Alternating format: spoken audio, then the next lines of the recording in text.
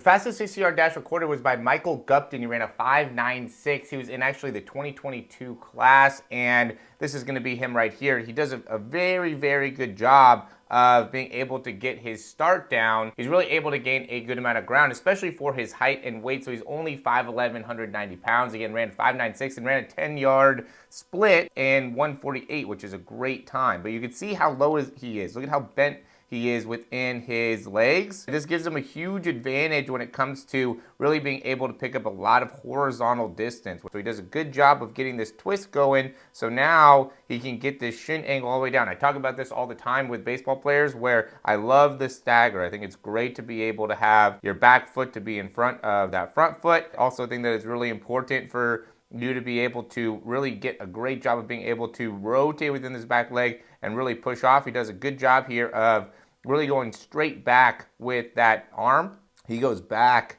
right away here and doesn't get caught up in trying to swing it out too much in front of him, and then does a great job of being able to push off and get a good amount of distance here. And then it's really about landing, right? So when you land 2.7 and are able to keep your heel in a good position and then get right back off effectively and quickly, that makes a huge difference when it comes to being able to run quickly. So, he's at 0.40. A lot of times people with their first steps, we see that closer to 0.17 or above. He's at 0.13 in terms of his foot contact time. So he's spending very little time on the ground.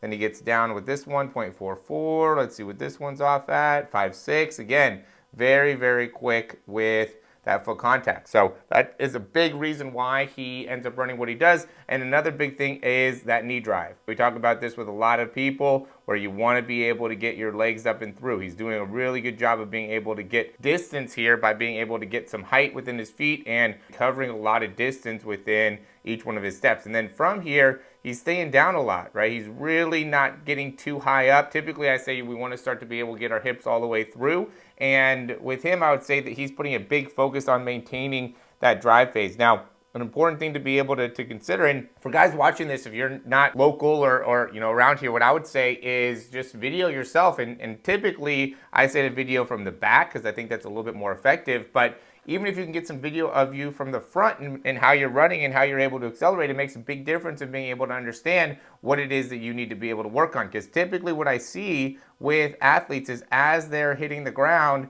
and even as they're accelerating and in top speed is a lot of crossing over, a lot of wasted action, a lot of wasted movement. And so if you can see where you're wasting your movement, then you can really make a big improvement. So you can see how he's touching the ground, or when he's hitting the ground, he's really coming across with that foot. So notice right here, his foot's here, and as he's striking the ground, he's going outside. What that does, it makes it so now when you hit the ground, you're able to absorb much more effectively. You have to be able to understand that in order to run fast, you have to be able to generate a lot of force into the ground. In order to generate more force in the ground, or a lot of force in the ground, you have to be very effective in that ground strike. You're not going to be able to generate near as much force with your foot traveling inside or towards the midline as you are pulling that foot back and really hitting with that foot right underneath the hip. So the more effective you could be at being able to, again, pull that foot back so you're landing closer with that foot underneath the hip rather than wasting motion or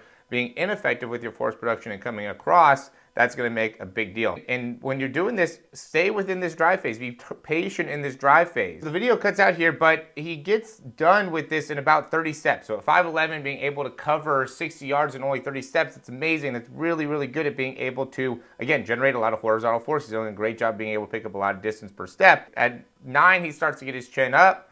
11, he's getting higher. By 13, maybe 12 to 13, somewhere in there is when he really starts to get up. So point is he's patient through that drive phase. He's not in a big hurry to be able to get himself to be upwards. He really is staying back with those hips, so he's continuing to drive, continuing to accelerate, and then now he's really opening up. I know he has a video where he kind of talks about the importance of the arm swing, making sure that you're generating a lot of force within your arms. So you're getting plenty of pull here as you're accelerating to then really maximize your distance per step. Big thing that I would do if I was a athlete, if I was a baseball player looking to improve the speed, especially now with all the access to video, what you want to be able to do is better understand how much time are you spending on the ground per step. So at the beginning, we want to be obviously very, very quick. You don't necessarily need to be as quick as him, but if you're spending closer to 0.2 seconds within your first few steps where we need to be spending closer to 0.13, then that is going to be really important. Also,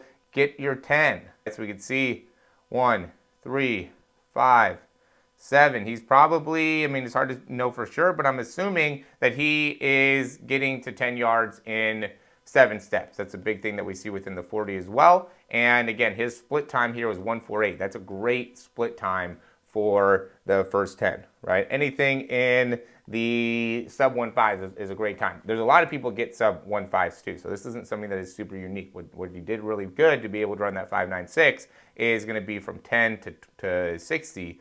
You know, that 50 yards, that's really, really an elite level time to be able to cover 50 yards in, what is that, like 4.4 seconds essentially, 4.5 maybe, somewhere like that. That means he's getting under a second per 10 yards very, very consistently. It's not a very easy thing to be able to achieve. But he, at 5'11", covered 60 yards from start to finish in 30 steps. So how many steps is it taking for you to get to 60 yards? How long does it take you to get to 10 yards? If you're taller, then you should definitely be able to get past 10 yards in 7 steps. So probably like 6.5 would be more of your goal. But if you're anybody like 6'2" or below, then you got to be able to get 7 steps in 10 yards. And then now you have 23 steps to go 50 yards. And again, I mean, I wouldn't say you're going to be able to do that exact same number. If you're taking 38 steps, that's also a lot, you know, considering that he is taking 30 steps. If you're maybe 5'8", 5'9", yeah, you can get, you know, a little bit higher. Maybe running 35, 36 is not as bad.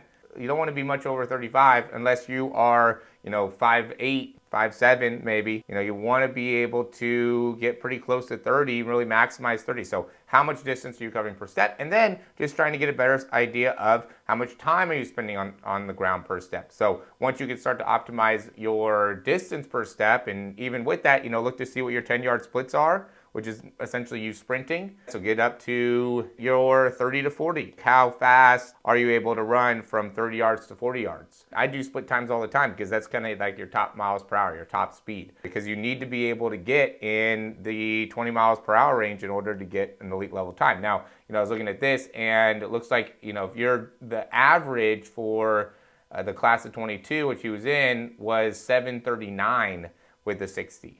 And I have split with 1.72. So you don't necessarily need to do a lot in order to really be an elite athlete within your class, right? 1.72, you should definitely be able to do that. You should also definitely be able to run in the low 7s if you're a high school athlete. Now, you know, we'd obviously would be able to provide a program and a way for you to actually improve within these areas if that's something that you're interested in. I do that a lot with 40-yard dash, and the guys that I do here locally with the 60, it's a lot of the same stuff. It's a lot about technique. It's a lot about understanding the foot contact and the distance and just training for that and being able to understand how to better coordinate your arms, your legs, and really get specific. You know, the more quantifiable we can make this and the better opportunity you have to actually get the results that you want. If you're just going in there and just doing general speed training and not getting specific into how much time you're spending off the ground, how much time you're spending on the ground, how much distance you're covering per step, then you're really not going to be able to make a very big improvement, even your miles per hour. Like, you need to be able to get pretty specific into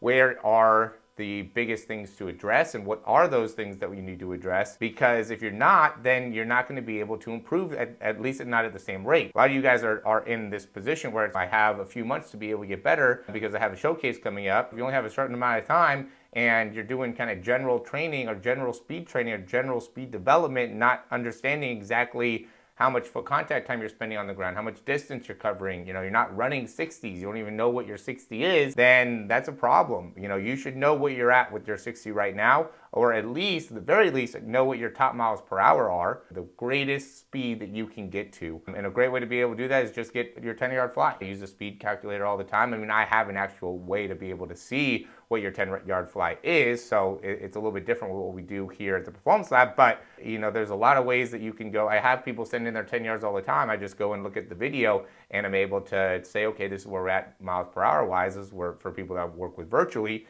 and it at least gives us a framework for what it is that we need to improve. Okay, based off of this, you need to get a better first 10, you need to get a better top speed, you need to get better at all of it, we need to get better at your full contact time, we need to be better at how much distance you're covering per step, and then we can isolate that and really focus on that, so then we can actually predict improvement. So if improving your 60 is something that you're interested in, you can click the link down below, the description down below, in order to find out more about what we do to help you improve your 60-yard dash. And I mean, as always, like the video, subscribe to the channel. If you have any questions, comments, or recommendations, you can leave those down below. This is what we do, is we help athletes in being able to understand sprinting performance and speed, and how they can get faster overall as an athlete, and really overall athletic development in general is something that we really put a big focus on. Like the video, subscribe, check the description down below. Thanks for watching. We'll talk to you soon.